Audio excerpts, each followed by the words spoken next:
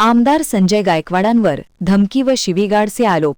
प्रशांत आंबी यांचा तक्रार अर्ज दाखल.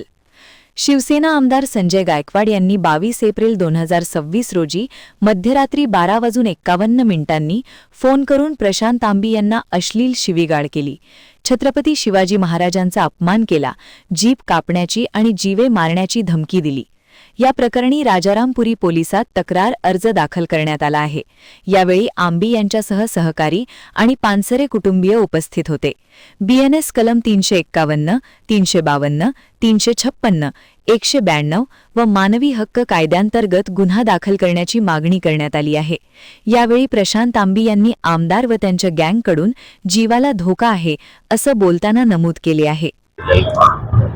काल आमदार संजय गायकवाड यांनी मला जी धमकी, अश्लील शिवीगाळ आणि शिवाजी महाराजांच्या संदर्भात सुद्धा एक शिवी दिली होती, त्या विरोधात आपण आज राजारामपुरी पोलीस स्टेशन येथे माझा तक्रार अर्ज मी आज दाखल केलेला आहे.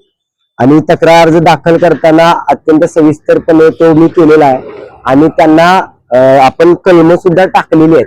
तर ती कलम टाकल्यामुळं त्यांनी आपल्याला असं सांगितलंय की ते त्यांच्या लीगल टीमशी बोलतील.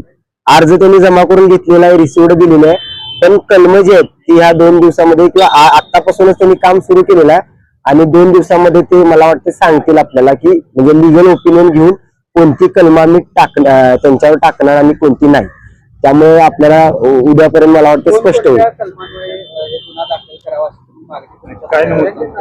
आपण भारतीय न्याय संहितेचं कलम 351 व 351(3), कलम 352, कलम 356, कलम 192 व मानवी हक्क संरक्षण कायदा तसेच इतर कलमानुसार गुन्हा नोंदवावा अशी मागणी केलेली आहे. आता उद्यापर्यंत हे स्पष्ट होईल ते किती कलम हे करतात.